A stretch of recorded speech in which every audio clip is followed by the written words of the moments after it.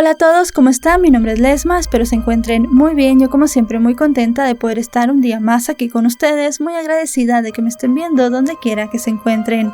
El día de hoy tenemos un caso sucedido en Perú, el de Katherine Gómez. Acompáñenme a ver todos los detalles.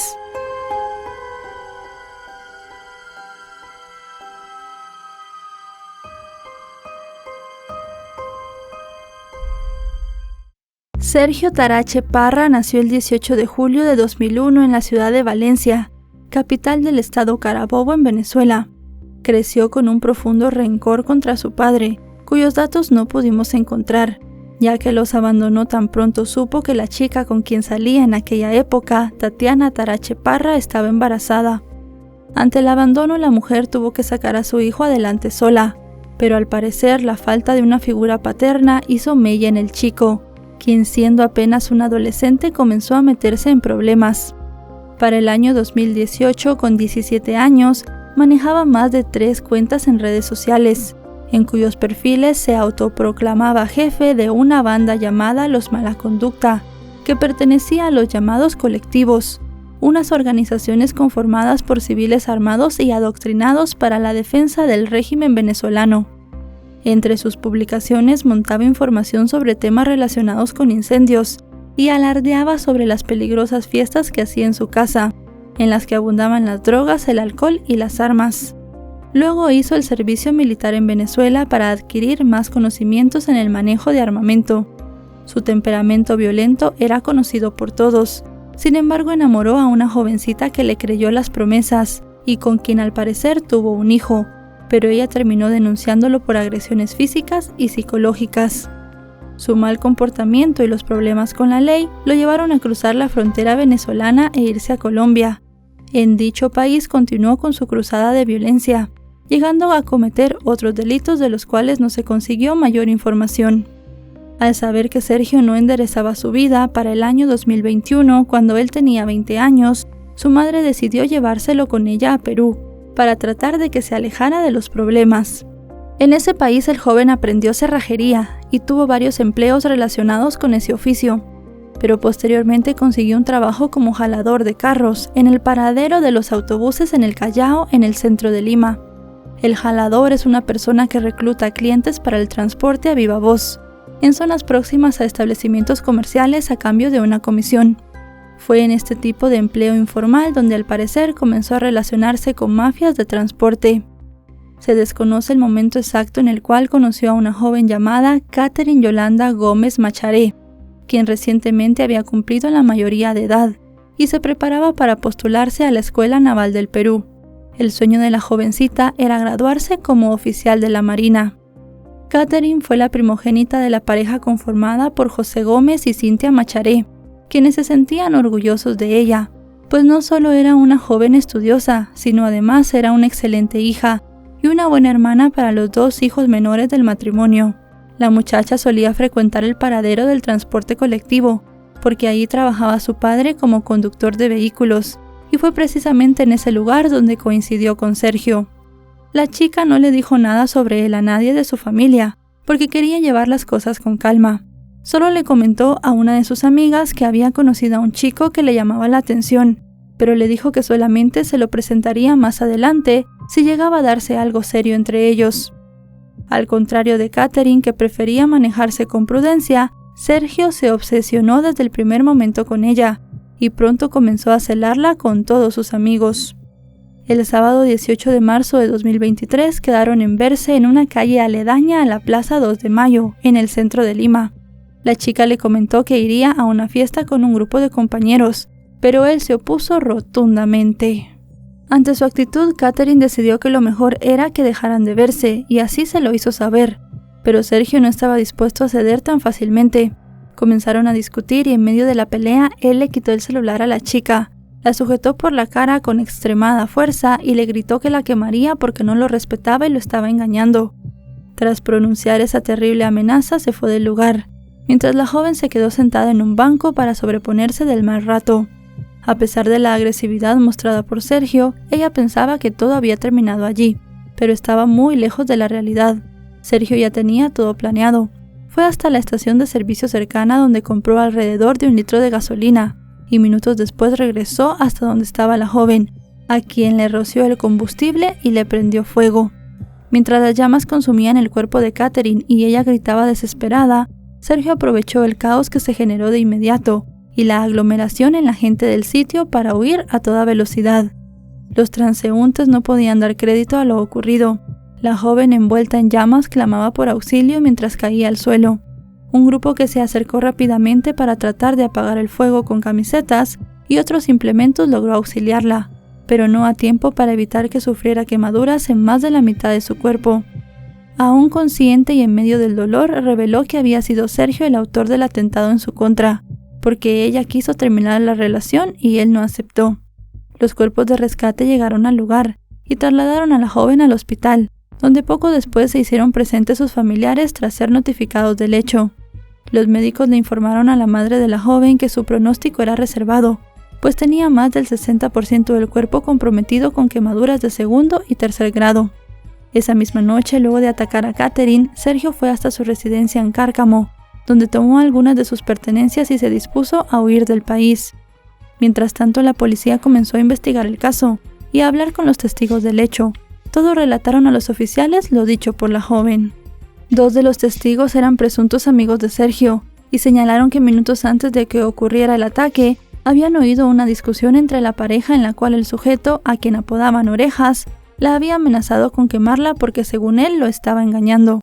La madre de Sergio también fue interrogada por los detectives, pero ella aseguró que tenía más de 7 meses que no sabía nada de su hijo. Fue entonces cuando se supo toda la vida de excesos y problemas que había tenido el sujeto en su país de origen y en Colombia. Como parte de las tareas de investigación, analizaron las imágenes captadas por las cámaras de seguridad cercanas, a través de las cuales pudieron identificar plenamente al agresor. Sin embargo, no fue sino hasta 4 días después del ataque cuando la fiscalía ordenó su detención. Un día después, el Poder Judicial emitió una orden de captura del presunto autor, un retraso que facilitó su salida del territorio peruano. Según se supo posteriormente, Sergio huyó por la frontera de Perú con Ecuador, donde se unió a viajeros conocidos como mochileros para pasar desapercibido. Posteriormente huyó a Colombia. Esa mala gestión de las autoridades generó fuertes críticas en el ámbito nacional y entre los familiares de la joven, quien luego de luchar por 6 días lamentablemente perdió la vida el 24 de marzo, en el área de quemados críticos del Servicio de Cuidados Intensivos. Las últimas palabras que alcanzó a decirle a su madre fueron que se calmara y que ella estaba bien, pero Cintia sabía que no era así, y por más que su hija luchaba, su cuerpo ya no daba para más. La joven falleció por complicaciones respiratorias, debido a las quemaduras que sufrió en el rostro, el tórax y los miembros superiores. Tras conocerse la noticia del deceso, su nombre se volvió tendencia en las redes sociales, no solo porque era una víctima más de la violencia de género en el país, sino porque su agresor seguía libre y en paradero desconocido. Desde ese mismo momento, su madre inició una férrea lucha para exigir justicia para Catherine. En tal sentido, la ministra de la Mujer, Nancy Tolentino, anunció el fallecimiento de la joven en una entrevista en la radio y expresó su preocupación por la lentitud de las autoridades en los casos en los que las mujeres perdían la vida por violencia de género. Hizo un llamado a las jóvenes para que eligieran bien a sus parejas y no aceptaran ninguna relación con personas que no las respetaran y vulneraran sus derechos. Advirtió que los feminicidios en Perú continuaban siendo una problemática alarmante, pues según los datos oficiales del Ministerio de la Mujer y Poblaciones Vulnerables, identificado con las siglas MIMP, Catherine era una de las 58 víctimas registradas en el primer trimestre de 2023. Señaló que era necesario tomar medidas más efectivas para prevenir esos casos y garantizar que los responsables fueran llevados ante la justicia. El fallecimiento de la muchacha conmocionó a la sociedad peruana por la crueldad con la que fue atacada y recordó lo acontecido un par de años atrás con otra joven llamada Eivy Agreda, quien también perdió la vida luego de que un hombre le prendiera fuego. Debido al evento traumático que le tocó vivir a su familia, tanto los padres como los 2 hermanos de la joven de 14 y 10 años respectivamente estaban recibiendo apoyo psicológico. Su madre señaló en los medios que ellos no conocían al sujeto y que luego del ataque, revisando las redes sociales de su hija, vieron que el estado de Catherine en la red social que más usaba había sido cambiado de soltera a casada con Sergio. Presumían que el agresor fue quien hizo ese cambio, y para Cintia eso evidenciaba que el chico no quería que nadie se acercara a ella. Por eso lo consideraba un hombre peligroso, posesivo y violento. Ante la polémica suscitada por el fallecimiento de la muchacha y la huida de su atacante, el Ministerio del Interior ofreció una recompensa de 50,000 soles peruanos, equivalentes a $13,000, a quienes proporcionaran datos valiosos para ubicar a Sergio. El jefe de la Dirección de Investigación Criminal de la Policía, el general Óscar Arriola, dijo que la oferta de una recompensa era una herramienta de mucha utilidad, que había dado resultados en otros casos ocurridos en la historia de Perú. Durante las siguientes semanas, mientras la opinión pública y los allegados a Catherine clamaban por respuestas, lo único que repetía la policía era que estaban realizando acciones de inteligencia para tratar de dar con la ubicación del sospechoso, pero lo cierto era que con los días que se perdieron al inicio sin ordenar su captura, el sujeto, como ya sabemos, había salido del Perú sin problemas. Mientras las autoridades trataban de dar con su paradero, los familiares de Catherine le daban el último adiós a la joven. Decenas de personas con camisas blancas se hicieron presentes el 26 de marzo, en el triste evento para mostrar todo su apoyo a los familiares que pasaban por ese difícil momento. Cintia, visiblemente afectada por el dolor de la partida, resistió con valentía, pero en algún momento la situación fue insoportable y tuvo que ser auxiliada por los médicos al sufrir una descompensación. Tuvieron que sentarla en una silla de ruedas para que pudiera acompañar el recorrido del féretro, que fue llevado hasta el cementerio Baquijano, tras dar una vuelta por las calles del Callao. Justicia para Catherine fue la frase que se escuchó en los exteriores del Camposanto, a la llegada de la carroza fúnebre. La multitud además exigió a las autoridades la captura del agresor. La forma brutal en la que Catherine fue despojada de la vida generó reacciones en diversas figuras del espectáculo, que se pronunciaron en sus plataformas para pedir justicia. Una de ellas fue Manuela Camacho, periodista y recordada figura de America Kids, quien criticó fuertemente la tardía acción de las autoridades para solicitar la detención del agresor. Además, arremetió contra las declaraciones dadas por la ministra de la Mujer, en las cuales exhortaba a las mujeres a elegir bien a sus parejas, porque eso ponía la responsabilidad en las manos de las víctimas. En ese sentido, le pidió que dejara de revictimizar a las mujeres y se ocupara de los funcionarios públicos, para que estos fueran capacitados para defenderlas ante cualquier hecho que pusiera en riesgo sus vidas. Al igual que ella, Tatiana Astengo, actriz recordada por su papel de Reinas Pachas y en Al fondo hay sitio, así como la ex reina de belleza Valeria Piazza, conductora del programa América Espectáculos, cuestionaron a la Policía Nacional del Perú por su tardía reacción y exigieron justicia. Entretanto, seguía quedando en evidencia el lento proceder de la justicia, pues habían transcurrido 15 días después del ataque, cuando el juez Washington Esquerra Puente emitió un impedimento de salida del país por 6 meses contra Sergio, tras conocerse que su llegada a Perú en el año 2019 había sido de manera irregular, por lo que se agravaba su situación civil y migratoria aún más. Por su parte, la fiscal Carla Castro Herrera señaló que la investigación se encontraba en etapa preliminar y estaban reuniendo elementos de convicción para las posteriores acciones que el despacho pudiera disponer. Sin embargo, había un detalle para poder hacer justicia, y era que se requería garantizar la presencia del investigado, dado que tenía la condición de extranjero irregular en el país. Tras esos anuncios, Cintia señaló que hubiera preferido que la acción de la justicia hubiera sido mucho más rápida, pero tuvieron que esperar a que su hija falleciera para agilizar trámites. Ante las fuertes críticas recibidas por la tardía acción del Poder Judicial, la Oficina de Control de la Magistratura, identificada con las siglas OCMA, inició una investigación preliminar contra el magistrado del Juzgado número 20 de Investigación Preparatoria de la Corte Superior de Justicia de Lima, por presunta dilación para emitir la orden de prohibición de salida del país, dándole tiempo al agresor de escapar e incluso de haber dejado el territorio nacional. La magistrada de primera instancia de la OCMA, Miriam Maiki Moscoso, fue la asignada para llevar a cabo la investigación, teniendo un plazo máximo de 30 días hábiles para emitir el informe final de la indagación contra el mencionado juez. Por su parte, el coronel Víctor Reboredo, jefe de la investigación de homicidios de la Dirección de Investigación Criminal, conocida como DIRINCRI, señaló que Sergio probablemente estaría ocultándose con la ayuda de las mafias de los transportistas informales, pero advirtió que la policía agudizaría los operativos para dar con su paradero. Señaló que habían logrado establecer contacto con las autoridades venezolanas para obtener información sobre Sergio, a través de las cuales descubrieron que tenía una denuncia por agresión física y psicológica en dicho país, la cual fue formulada por una expareja. Comentó que a causa de esa denuncia el sospechoso viajó a Colombia, donde permaneció 2 años escondido, hasta que volvió a cometer otros delitos y luego entró a Perú de manera ilegal. Indicó que el hecho de que el sujeto hubiera realizado el servicio militar en su país de origen le daba experiencia en el manejo de armas, y eso lo convertía en una persona de cuidado, por lo que su búsqueda sería más meticulosa. Luego de que en redes sociales se publicaran informaciones que aseguraban que el agresor de Catherine había sido detenido, la Policía Nacional desmintió la información, pero aseguró que estaban tras sus pasos. En ese punto de la investigación, las autoridades peruanas descubrieron movimientos en algunas cuentas bancarias, en las cuales se habían realizado giros de dinero desde Lima hacia Colombia, por lo que presumían que él estaba oculto allí.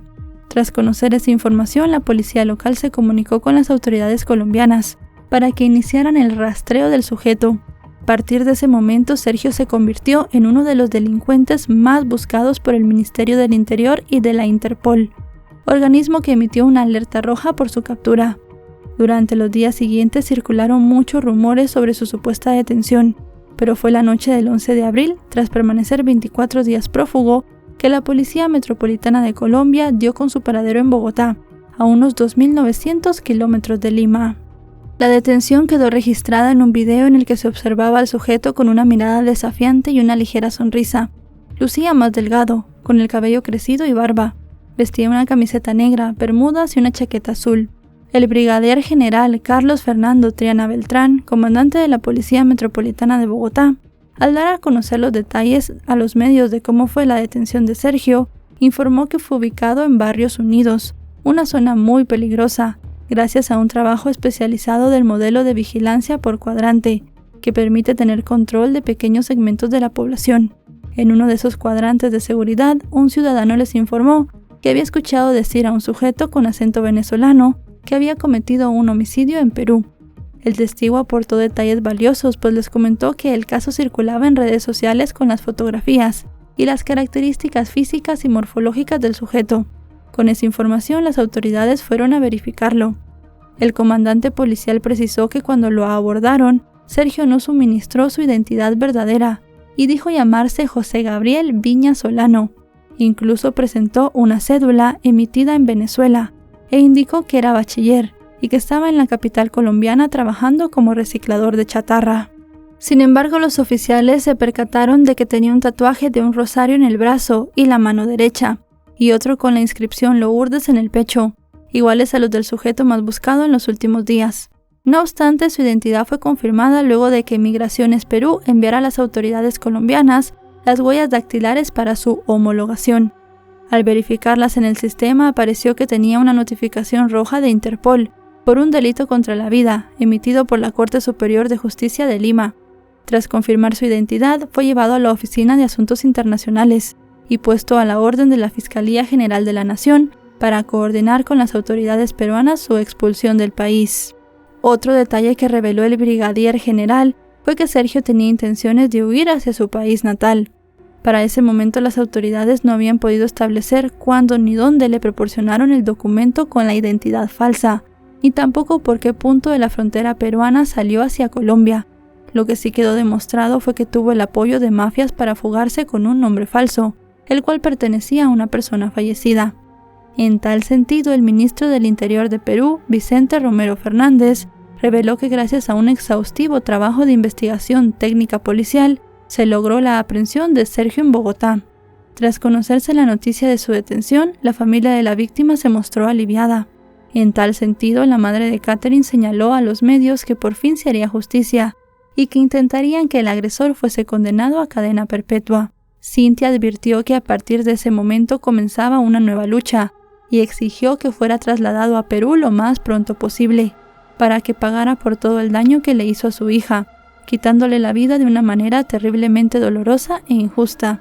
Diversos colectivos, organizaciones no gubernamentales, asociaciones feministas y autoridades condenaron el ataque sufrido por Catherine y demandaron a los operadores de justicia que aceleraran la llegada de Sergio para que respondiera por sus graves delitos y recibiera la condena que merecía, la cual podría ser de 35 años de cárcel. Por su parte, el jefe de la División de Homicidios de la DIRINCRI viajó a Colombia para interrogar al detenido y realizar las diligencias necesarias con el fin de lograr su expulsión a Perú. En un informe del programa Reporte Semanal se difundió un video en el que se escucha parte de las declaraciones del sujeto acerca del crimen. Sergio señaló que cuando era niño presenció cómo fue quemada una vecina y eso lo marcó para siempre. Refirió que apenas tenía 15 días trabajando como llamador de clientes para el transporte público en la Plaza 2 de Mayo, donde ocurrieron los hechos, pero solo lo hacía como actividad extra, ya que su verdadero trabajo era de mecánico en un taller de las Malvinas. Explicó que tenía amistad con 2 personas también venezolanas que vivían en el Callao, quienes lo contrataban para trabajar algunos turnos, pero no quiso revelar sus nombres, pues alegó que eso sería cavar su propia tumba. Dijo que cuando conoció a Catherine, él no trabajaba en la Plaza 2 de Mayo, sino que la vio cuando caminaba por la Plaza de Armas y ella le sonrió. Con relación a cómo había sido su huida del país, el delincuente confesó que tras atacar a su víctima fue directo a su vivienda, ubicada en la avenida Cárcamo, para sacar algo de ropa y fugarse esa misma noche. Aseguró que su fuga no fue planeada, sino que estaba asustado porque era la primera vez que cometía un acto de esa naturaleza en contra de una persona. Durante el interrogatorio, Sergio dijo que no sabía bien cómo había llegado a Colombia, porque se había quedado dormido en un vehículo de carga, y cuando despertó ya estaba en la frontera con Ecuador. Al llegar a ese país se unió a un grupo de mochileros con quienes ingresó a Bogotá y comenzó a trabajar como reciclador de chatarra. De acuerdo con el general Jorge Angulo de la Policía Nacional de Perú, conocida como PNP, el sujeto había confesado el crimen luego de varias horas de ser interrogado, por lo que solicitaron su expulsión inmediata a Perú. Detalló que tenían convenios con Colombia para facilitar el intercambio de personas buscadas por la justicia de cada país, por lo que estimó que el traslado a Lima podría darse en las próximas 48 horas. En tal sentido, el jefe de la DIRINCRI de Perú comentó que las autoridades colombianas tenían suficientes motivos para expulsar a Sergio de su país, ya que había ingresado de manera ilegal y representaba una amenaza para el pueblo colombiano, el orden interno y la seguridad de la nación. Señaló que esa acción por parte de las autoridades colombianas sería la ideal para que la justicia peruana no demorara mucho y se obtuviera una sentencia condenatoria. Anunció que mientras tanto el Ministerio Público peruano llevaba a cabo una investigación preliminar y en las próximas horas presentaría cargos por el delito de feminicidio en contra de Sergio y solicitaría la prisión preventiva. La audiencia para solicitar dicha medida se realizó el 13 de abril en el juzgado número 24 de investigación preparatoria de la Corte de Lima, presidido por el juez Cristóbal Solís Montañez. Durante el proceso, la fiscal reveló algunos detalles del día del suceso y las amenazas del perpetrador hacia su víctima. El Ministerio Público narró la secuencia de hechos que ya escuchamos en el relato. El Poder Judicial declaró que el pedido de la Fiscalía estaba bien fundamentado y ordenó 9 meses de prisión preventiva contra Sergio, una medida que sería aplicada una vez que el imputado por el delito de feminicidio pisara territorio peruano. El juez también solicitó con urgencia el inicio del proceso de expulsión de Colombia, ya que el plazo para dicho trámite vencía el 18 de abril. Durante la audiencia virtual, el acusado se mostró desafiante antes de que el juez le dictara la medida cautelar. Al ser interrogado dijo no tener padre y tampoco quiso revelar el nombre de su madre, además de señalar que no tenía ningún apodo porque no era ningún delincuente. Esa misma noche, los familiares de Catherine realizaron una vigilia en la puerta de la Embajada de Colombia en San Isidro, Lima, exigiendo que las autoridades del país aceleraran la expulsión del hombre que le había arrebatado la vida a la joven. Sin embargo, el tiempo corría y la ansiada expulsión del sujeto no llegaba. Al ver que no llegaban las respuestas por parte de las autoridades colombianas, los padres de la víctima, en compañía de la ex ministra de la Mujer y abogada de la familia, Rosario Zacieta, viajaron a Bogotá para pedir que el proceso se realizara lo más pronto posible. José, el padre de Catherine, imploró al presidente de Colombia, Gustavo Petro, que se pusiera en su lugar y los ayudara a agilizar el trámite para poder acusar al sujeto que le había quitado la vida a su hija. Sin embargo, ni las súplicas de los padres ni las protestas y plantones que realizaron ante los organismos de justicia de Colombia lograron que Sergio fuera expulsado a Lima en el lapso establecido. Ante esto, el ministro de Justicia y Derechos Humanos, José Tello, mencionó que en ese caso lo que correspondía era tramitar la extradición, que era el mecanismo regular en procesos judiciales con esas características. no procedía la expulsión, pues era algo que correspondía a la normatividad colombiana. Recordó que el sujeto era venezolano y transitó por Ecuador para llegar a Colombia, por lo que quedaba a criterio de las autoridades de dicho país si lo expulsaban o no, a Perú o a su país de origen.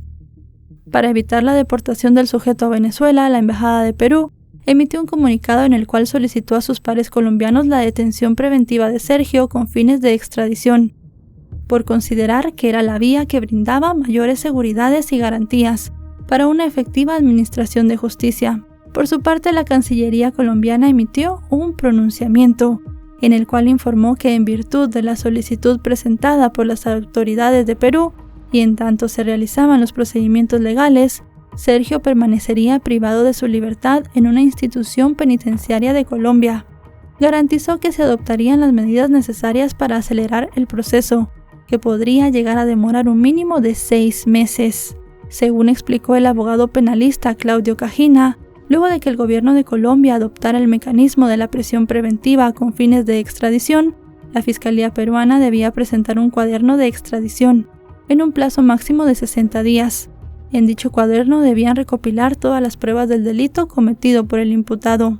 La audiencia de extradición estaba prevista para el 3 de mayo y se llevaría a cabo en la Sala Penal Permanente de la Corte Suprema de Justicia.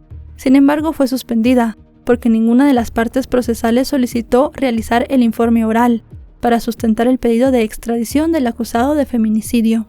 El 10 de mayo, el titular del Ministerio de Justicia, Daniel Maurate, indicó que en Consejo de Ministros, presidido por la primera mandataria de Perú, Dina Ercilia Boluarte Segarra, acompañada de la ministra de Relaciones Exteriores, Ana Cecilia Gervasi Díaz, se aprobó la solicitud de extradición del imputado y se envió el cuadernillo para solicitar dicho trámite, por lo cual esperaban que la justicia colombiana agilizara las diligencias para que Sergio fuera llevado a territorio peruano lo más pronto posible para ser juzgado.